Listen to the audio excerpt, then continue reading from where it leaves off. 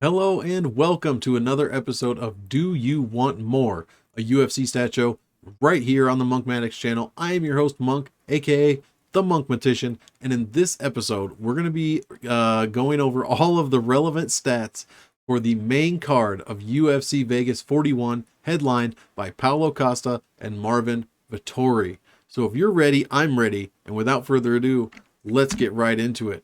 First fight of the main card, Ike Villanueva going against Nicky Gums. That's what we're going to call him. Nicky Gums. Light heavyweight fight. Villanueva, 6'1", 73-inch reach, orthodox stance, 37 years old. He is 18-12 professionally, going for that Jean Vellante type record. 1-3 in the UFC. 70% of his fights have come by way of knockout TKO. 15 wins, 6 losses, no sub wins, 5 sub losses. Average fight time in the UFC, 4.73 minutes. That is the second quickest time, in the light heavyweight division. Ass whoop index, though, minus 20.85. 38 out of 39. He has a good power index, 1.23. A very poor Chindex, 2.01, 35 out of 39 in the light heavyweight division. Yikes for Ike. Yikes for Ike. There we go. Nicky Gums, 6 feet tall, 78-inch reach, much longer reach. Orthodox fighter, 27 years old, 10-1 professionally, 1-1 in the UFC, 6 wins by knockout, never been knocked out, 3 wins by sub. He's never been finished in his career. Nicky Gums. Minus 11 ass whoop index in the UFC. Never scored a knockdown and never been knocked down. Let's see. Ike opened plus 150, currently plus 181. Gums opened minus 300, minus 225 currently. So lots of line movement there. This fight is minus 260, does not go to decision. I'm capping this 54% Gums, 46% Ike. And a couple of fight finishes there, or lack thereof. Let's see, Villanueva does have a second round finish win, and he's been finished in the first and second. Striking data. Villanueva lands 4.28 strikes per minute. If I say strikes, I mean significant strikes. That is 13th best out of 39 in the division. 41% accuracy. Gets hit with 7.88 per minute. 37% defense. Negative 3.59 striking differential per minute. That is dead last in the light heavyweight division. Dead last. Huge negative striking efficiency. And he spends 93% of his total fight time fighting at distance. That is third most in the division. I'm laughing because he has terrible striking numbers, and that's where he chooses to spend all of his time. 1 knockdown scored for, 3 knockdowns scored against. He gets knocked down 2.38 times per 15 minutes. Nicky Gums lands 2.73 per minute, 37% accuracy, gets hit with 5.73 per minute, 26% defense, worst in the division, minus 3 striking differential. I mean, these guys are competing for who's the worst striker. Spends 47.9% of his fight time at distance, so at least he, tries to keep it inside the distance, where I imagine he has to be better than on the ground. Let's see. Takedown accuracy, 20%. Takedown defense, 57%. So no, that was a pipe dream. Ike actually outcontrols his opponent almost 5-1, but only spends less than 7% of his fight time inside the distance. Controls 83% of that 6%. So looking good there. Hold down time, not very good, just over a minute. Nicky Gums gets out controlled 2-1. Only controls 31% of the grappling time. Has a very good hold down time, very slow get up time. No submission game from either of these guys. Advanced significant striking data, accuracy, and defense all goes to Villanueva for the most part, as does about half of the volume. Ike gets 9.25 head strikes thrown at him per minute. 9.25. Striking efficiency, negative where it counts from Villanueva. His differentials are all negative as well. -3 strikes different per minute, or from distance per minute. Just bad. Nicky Gums, not any better. And both these guys are headhunters as well. 89% of the strikes thrown going to the head, 90% for Nicky Gums. Last 5 we don't have to look at. Same stats as above. Ooh, look at these beautiful strength of schedule numbers. I mean, actually, Ike Villanueva has decent numbers, I guess. You want to see these above 70, 75. So we're pretty much there almost for Ike. But Nicky Gums, terrible numbers. 44% opponent win percentage, 38 strength of victory. That is terrible. Last 5 fights in the UFC, if you wanted to take a look at those. Villanueva's been knocked out 3 out of 4 fights. Only guy he's beaten is Vinicius Moreira, so nothing to brag about there. And then a couple of graphs here to take a look at per category. Ike Villanueva striking, trending way up, but he's getting outstruck, I mean, by 3.6 strikes per minute. Decent takedown graph, decent control time graph. Nicky Gums getting dominated everywhere, but somehow he's 1-1. And yeah, absolute trash from all these graphs for the most part. Nicky Gums never been finished. He has that going for him. Other than that, his strength of schedule is terrible. Aggregate win-loss and finish rates. I kind of look at these to tell me if a fight is going to finish inside the distance or not. Outside of or professionally rather, all fights, big time finish numbers here in the 80s, mid 80s. In the UFC, only 6 fights between them, but still we're over 50% in finish losses and wins. Shit, we're almost over 60%. So I'm thinking this one does not go the distance. And judging by Ike Villanueva's last few fights, I was going to think, Nicky Gums was going to take it, but this fight seems terrible. Maybe you just bet the doesn't go to decision, even though it's juiced already to -260. I don't know. I mean, I guess it's Nicky Gums or pass for me, I guess, but still, you're juiced already at -225 for Nicky. So, next fight of the main card, Dwight Grant. Welterweight fight going against Francisco Trinaldo. Dwight Grant, 6'1", 76-inch reach, 37 years old, 11-3 professionally, 3-2 in the UFC, 7 wins by knockout, 1 loss, and no submissions. Average fight time, 10.5 minutes. Ass whoop index of -1.41. Decent power index, 1.23, but a terrible chin dex. Second lowest in the division, or second highest rather, 2.91. Not good. Francisco Trinaldo, 5'9", 70-inch reach, southpaw fighter, 43 years old. These guys are 80 years old put together. Professionally, Trinaldo is 26-8, 16-7 in the UFC. 9 knockout wins, no losses, 5 sub wins, 3 sub losses. Average fight time, just over 12 minutes for Trinaldo. 1.55 ass whoop index. Okay power index of 0.59. Not a good chin dex of 0.55. Currently, Dwight Grant opened at, or not currently, he opened at +140. He's currently -101. Trinaldo -160, currently -122. This fight is a +125, doesn't go. -155 does go to decision. Pretty much a 50-50 fight as far as the statistics go. Couple of round by round finishing statistics there. Trinaldo getting finishes in every round.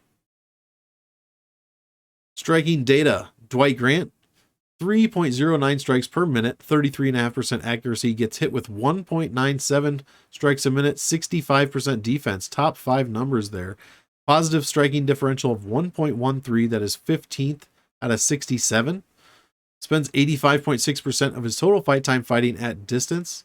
He's scored 2 knockdowns in the UFC, and he's been knocked down 3 times. Ronaldo on the other side, pretty much the same number here. 3.08 strikes landed per minute, 43.3% accuracy. Gets hit with 2.64 strikes a minute at a 59% defense, 0.43 strikes per minute differential. Pretty much average for the division. Spends 62% of his fight time fighting at distance. He has 5 knockdowns recorded in the UFC, and he's been knocked down 4 times. Takedown data, Dwight Grant, 100% accuracy, 0.5 takedowns landed per 15 minutes, 70% defense, Has a negative takedown differential, but 70% takedown accuracy. Or sorry, efficiency rather. Francisco Trinaldo lands just over 1 takedown per 15 minutes at a 45% accuracy. Gets hit with 1.5 takedowns per 15 at a 60.5% defense. Negative takedown differential, but also a positive takedown efficiency. Basic control time data. Not much to speak of for Grant. Gets out-controlled 3 to 11. 3%, I should say, to 11%. Only 14% of his total fight time has come inside the distance, and he only controls 22.8% of that fight time. He has a relatively quick get-up time, though, 58 seconds, 5th in the division.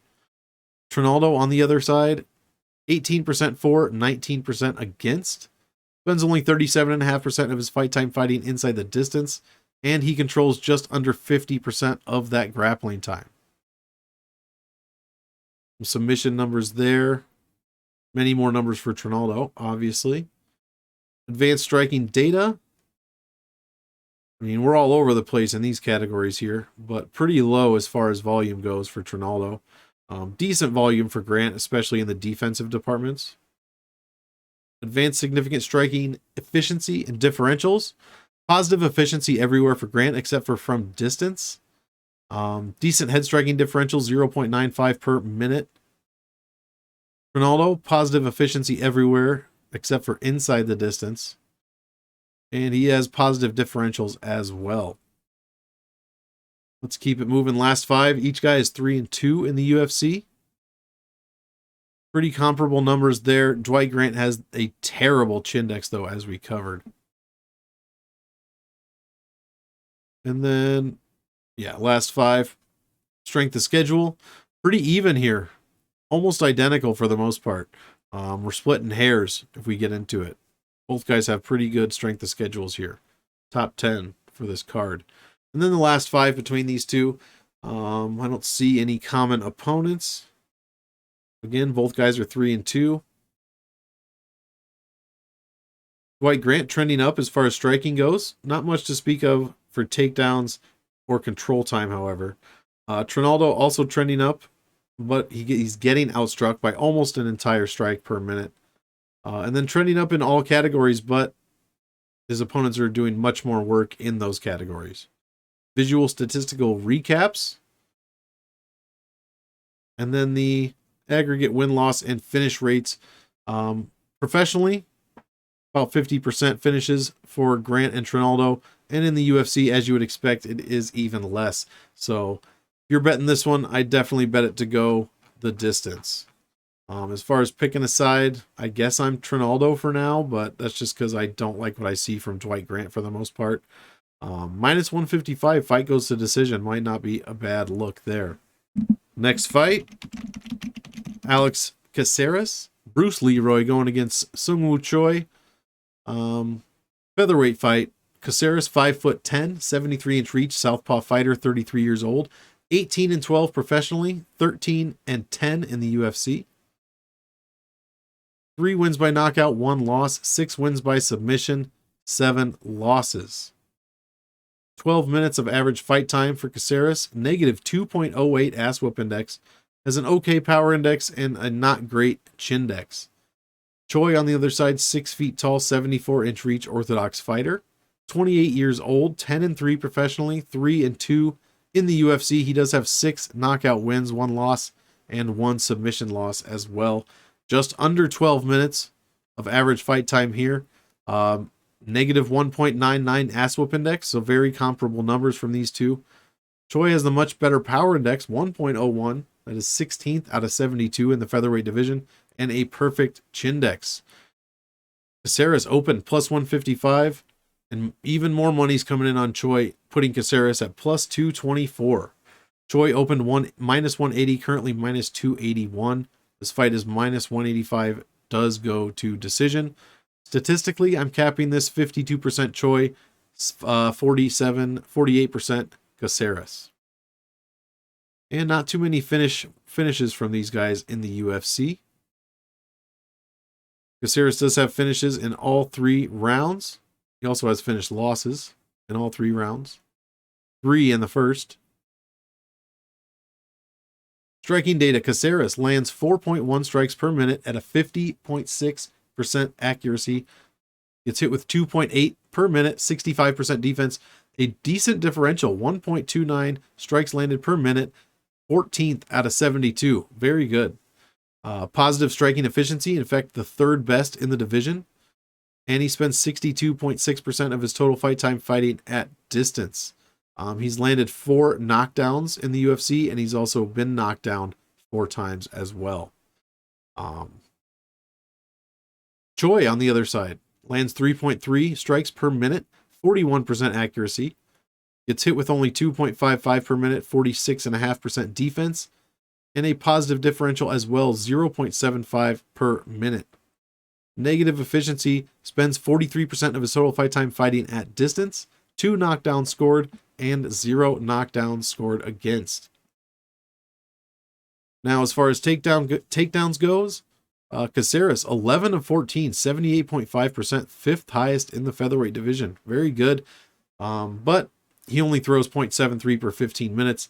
Caceres gets hit with 2.18 takedowns per 15, 64% defense, so pretty subpar. 42.6% takedown efficiency for Caceres, top 10 in that category. Choi lands 1 takedown per 15 minutes, 57%. 3.26 landed against per 15 minutes, 66.67% defense. He has positive efficiency as well. So, okay takedown numbers from these guys, not great. Basic control time, Caceres getting out-controlled almost 2-1. He controls only 35% of his grappling time. Sungwoo Choi, 2-1 as well as far as control time. Controls only 33% of his grappling time. Get up time and hold down time are not great. I guess the hold down time is pretty good for Choi, 170. And then Caceres, 209. That's 11th out of 72. 15 sub attempts for Caceres, 20% success rate there.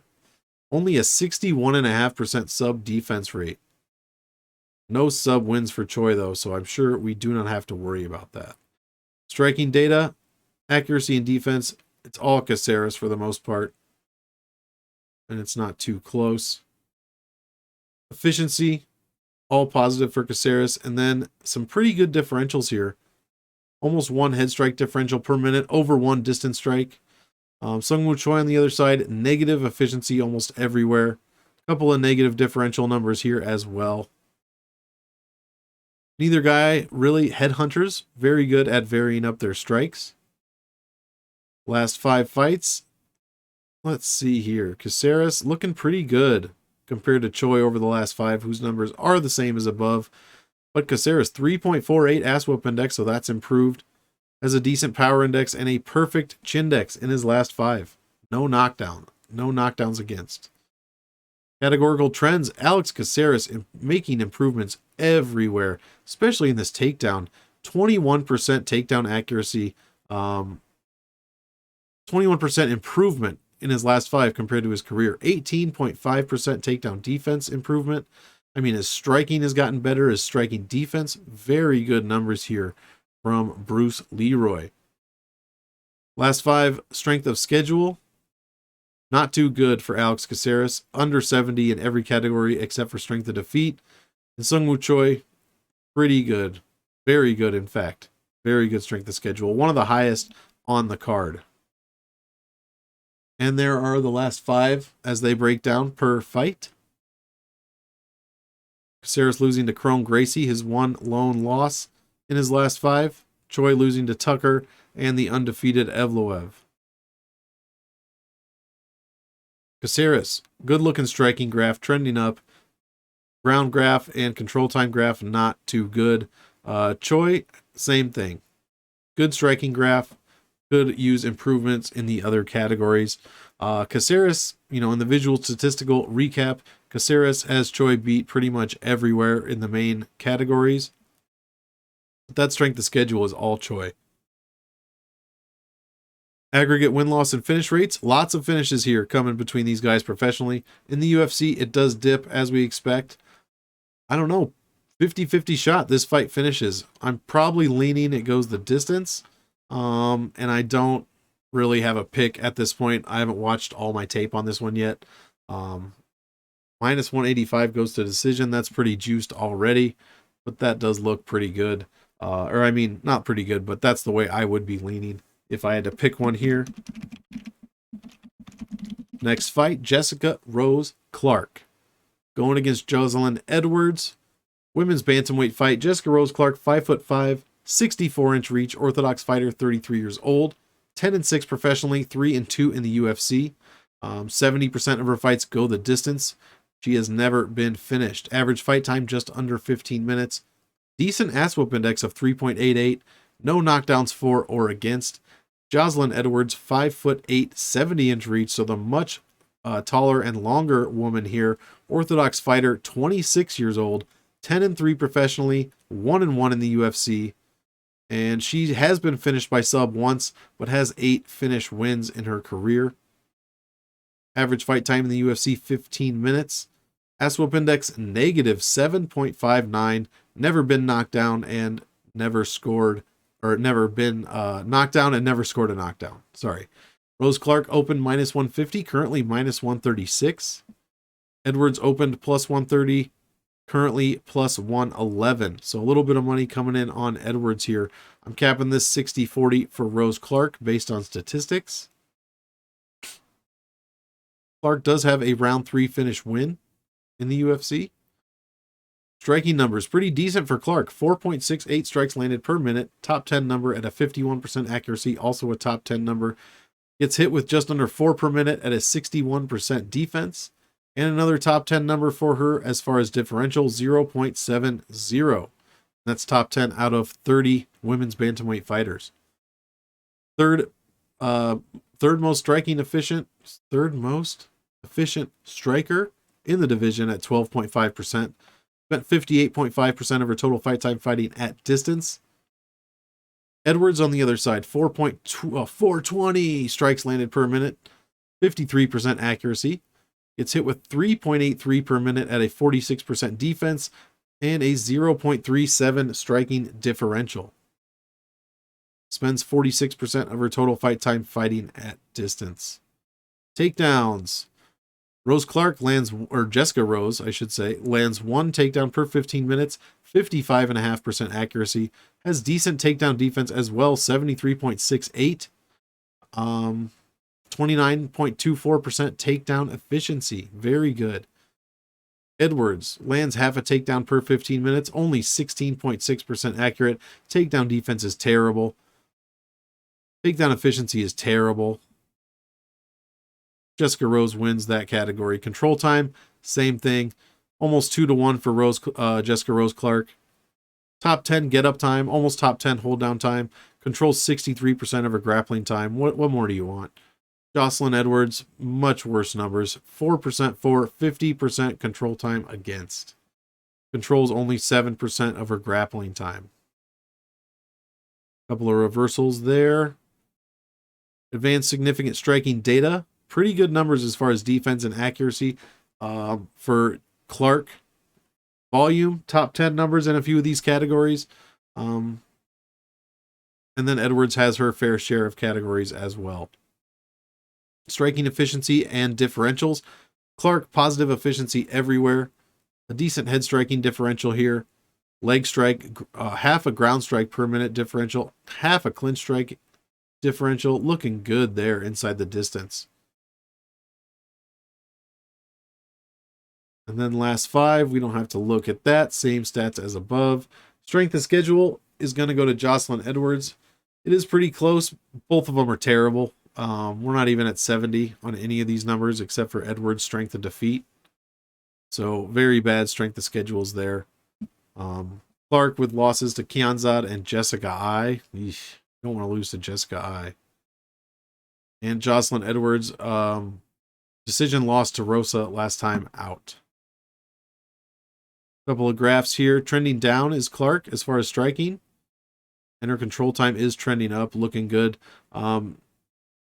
Edwards, I guess, a decent striking graph trending up, and she's above her opponents currently. But her takedown and control time graph are terrible.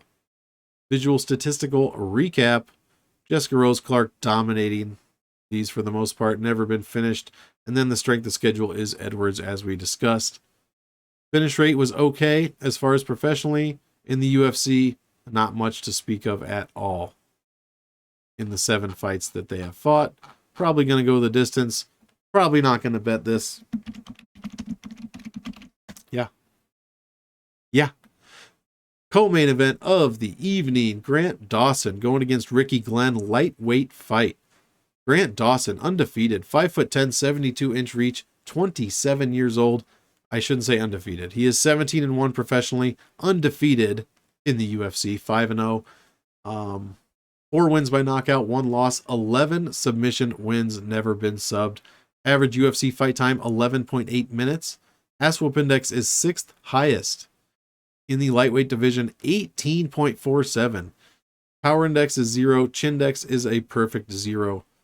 Ricky Glenn, 6 feet tall, 70-inch reach, southpaw fighter, 32 years old, 22-6-1 professionally, 4-3 in the UFC, 12 wins by knockout, 4 wins by sub, 2 losses, never been knocked out. Average UFC fight time in his 7 fights, just under 13 minutes. Negative 0.73 ass whoop index from the Gladiator Ricky Glenn, 0.75 power index, so he has scored knockdown. Chindex 0.26, meaning he has been knocked down. Grant Dawson opened minus 400, currently minus 336. Ricky Glenn minus 3 or plus 300, currently plus 257.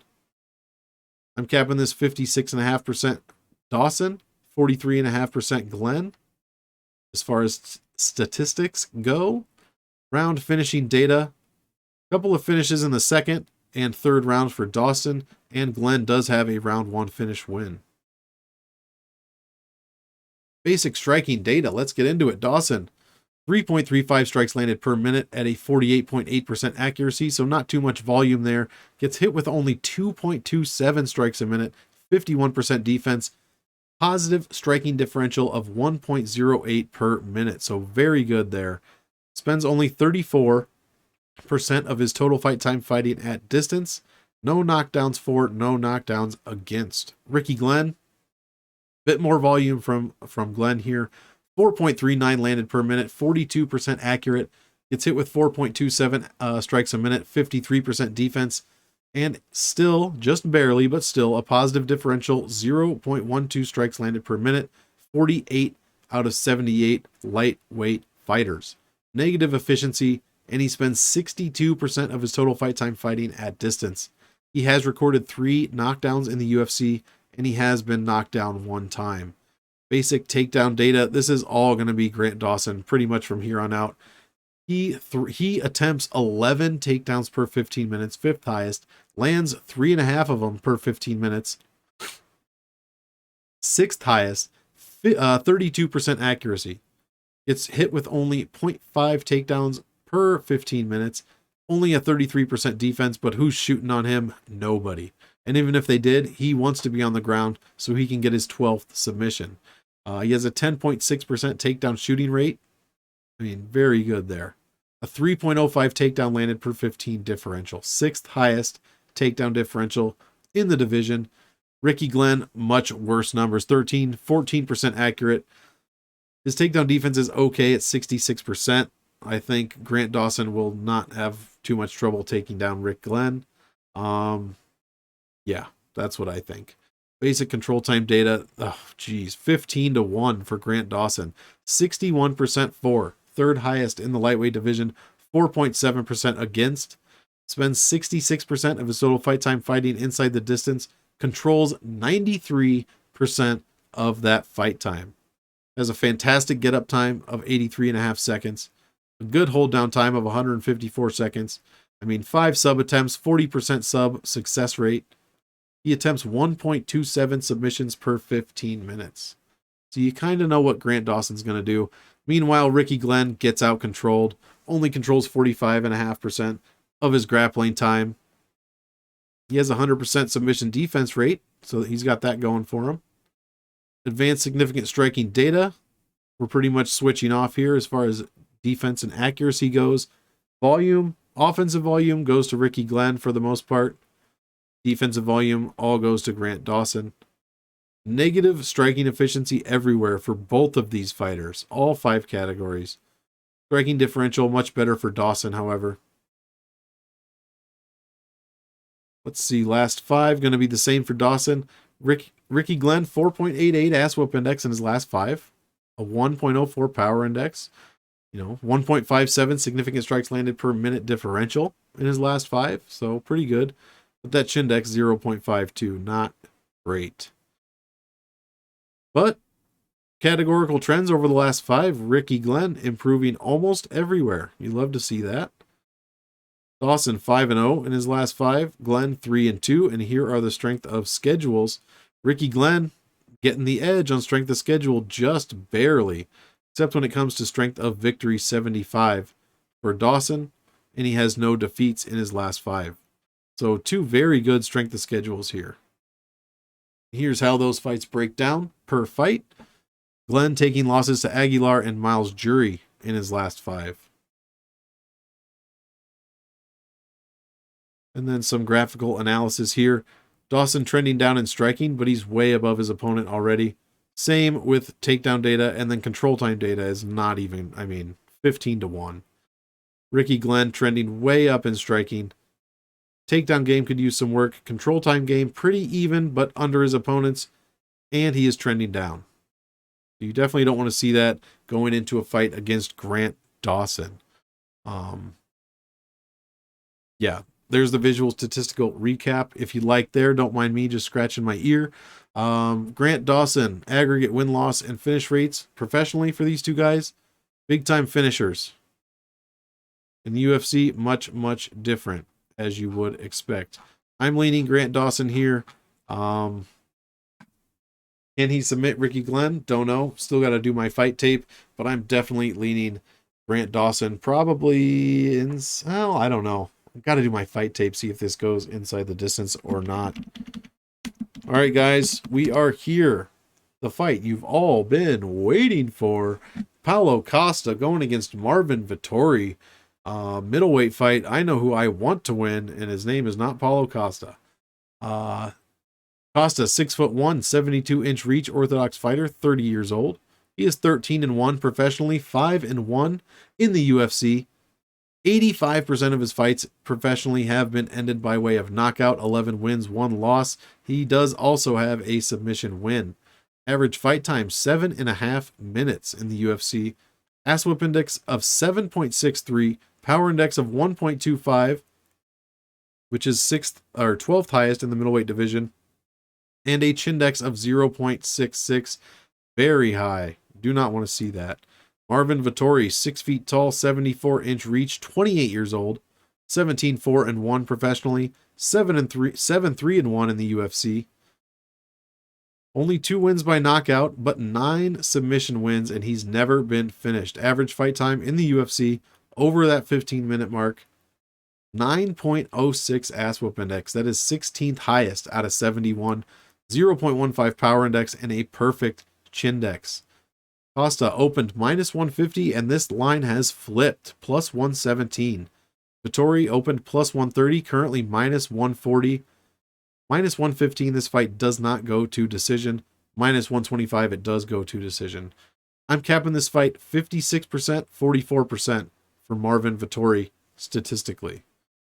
Vettori in the UFC, pretty much a decision machine. Costa, the complete opposite. Vettori does have 2 round 1 finish wins. Costa has 1 and 3 in the second. Basic striking data, huge numbers from Paulo Costa. 7.03 strikes landed per minute. That is 2nd highest out of all middleweights I have logged. 57% accuracy. Gets hit, however, huge number though. 6.7 strikes a minute. That is the 3rd highest number in the division. 51% defense. Barely a positive striking differential at 0.33. He spends 94.75% of his total fight time fighting at distance. He's scored 4 knockdowns and he's been knocked down twice. 1.3 knockdown per 15 rate for Paulo Costa, 7th highest in the middleweight division. So some pretty crazy numbers there. Vettori, lands 3.88 strikes a minute, 43% accuracy, gets hit with only 3.04 strikes a minute, 64% defense, 8th highest in the division. Even better striking differential than Costa's 0.84 per minute, 20th out of 71 fighters in the middleweight division. Positive striking efficiency, spends 64% of his total fight time fighting at distance.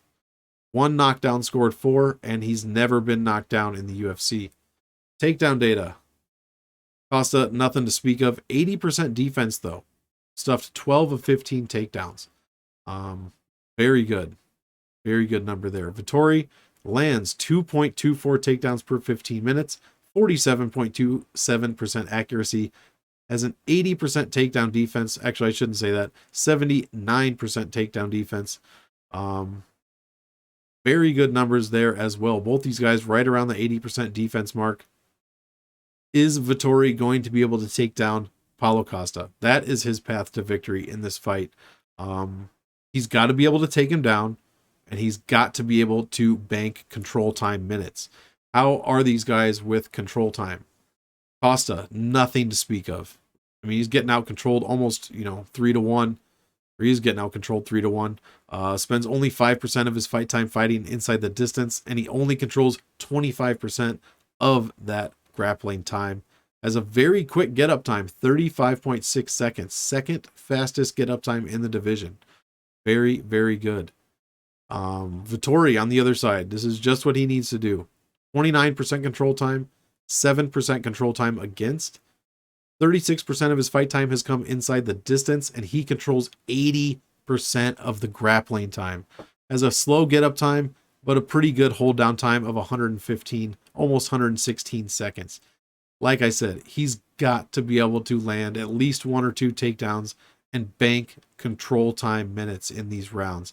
There's no way he's going to be able to strike with Paulo Costa. I mean, the sheer volume that Costa throws tells me that he is not going to be able to strike with Paulo Costa. He's not going to knock out Paulo Costa, I don't think.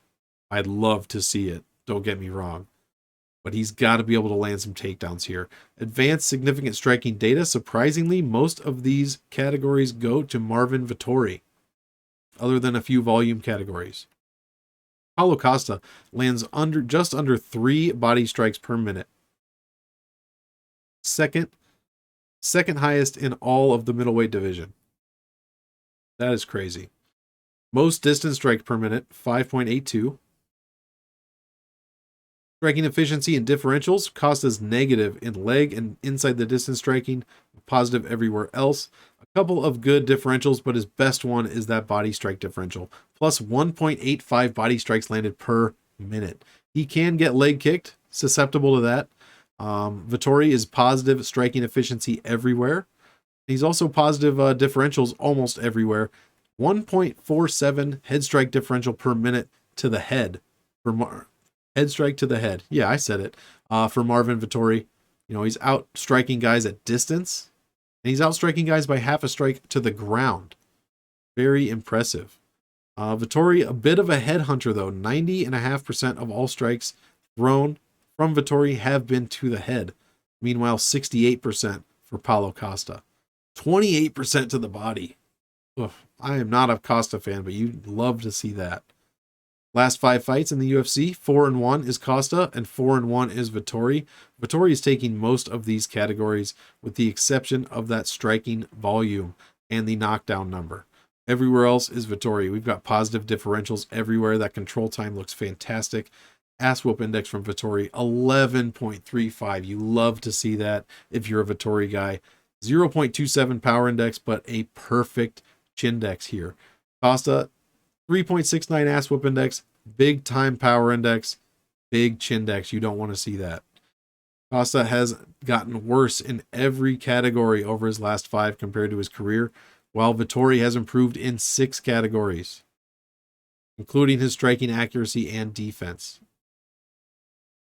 Let's check out the strength of schedule here. It's Marvin Vettori, and it's not even close. Both guys losing to Israel Adesanya in their last fight. So this huge strength of defeat number is because of that.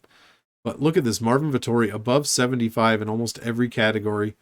Paulo Costa under 75 in every category and a 65.8 strength of victory. Not great. Marvin Vettori with wins over guys like Kevin Holland, Jack Hermanson, Carl Roberson, Andrew Sanchez, who just fought last weekend. Paulo Costa wins over Yoel Romero, then Uriah Hall, Johnny Hendricks, Bangbose. Just not quite as a prolific strength of schedule as Marvin Vettori. And there's how those fights break down as well. In fact, the Yoel fight, you could argue that Costa lost that fight with a negative ass whoop index. And you could also argue that I'm not going to argue this. I'm not arguing this. But you could argue that Vettori won the last Israel Adesanya fight with a positive ass whoop index, 3.11. Let me take a look at that here. He did get outstruck. 4 takedowns to none. 27.5% control time. I mean, according to the ass whoop index, Marvin Vettori won the Israel Adesanya fight. So let's just move on. Paulo Costa trending way down as far as striking goes. And that number is already super high. No ground game, no control time, just absolutely abysmal. Marvin Vettori winning the striking battle against his last 5 opponents. He is trending down, however, but trending way up in these takedown and control time numbers. His numbers are so high, they're not even touching his opponents. It's crazy. That control time number is ridiculous. Visual statistical recap is going to tell you the same thing that we just talked about. Vettori never been finished. Costa has been knocked out in his 1 loss. And then that strength of schedule is going to go Vettori all the way. Aggregate win-loss and finish rates. Pretty good as far as in their professional career and much less as far as the UFC. That's mostly because Vettori is a kind of a decision guy in the UFC. Only 2 finish wins. Yeah, guys. Vettori's path to victory here. Gotta land takedowns. You gotta bank control time minutes. You gotta have Paulo Costa on his back. Do I think Vettori can win? Yes, I do. Do I think he can take down Paulo Costa? I do think he can take down Paulo Costa. If he can't, it's going to be a long night for Marvin Vettori. I think he's going to get pieced up on the ground, and I don't think it's even close. That said, I am picking Vettori to win this, and I will find a way to bet the Italian dream here. Once more numbers come out for some of these props and some of these, violence bets, I will be looking at those. I am really going to try hard to put out a card this week, or a video this week, rather, about my bets and my picks, what I'm doing, kind of the action I have going on for the week. I've been slacking on that. But I am looking to go full-time with this thing in about a week. So starting with next week's pay-per-view, I'm looking to put many more videos out. So thank you guys so much. We have gotten through this one on my little tangent there at the end. That is all 6 fights from the main card. UFC Vegas 41, Paulo Costa, Marvin Vettori. Leave something in the comments. Let me know who's going to win this. Let me know what you think. Why am I an idiot for picking who I picked? Why am I smart for picking who I picked? But please, you be smart as well. Do your fight tape. Pair it with this companion piece. You guys are going to be making it rain in October. And that's pretty good, because up here in Wisconsin, it's getting almost to be snow weather. So I could use another couple of rainy days. So let's make it rain cash all up in our wallets, guys. Thanks so much for tuning in. Be sure to watch the prelim video if you haven't already. I have broken down all the relevant stats for all 6 fights on the prelim card, and be on the lookout for the tipping point video. I'm at least going to be breaking down this main card, this main event rather, Paulo Costa against Marvin Vettori. I might even find another fight to break down as well. So again, guys, thanks for sticking with me. Go ahead and hit that like and subscribe, and we will see you on the next one. Peace out.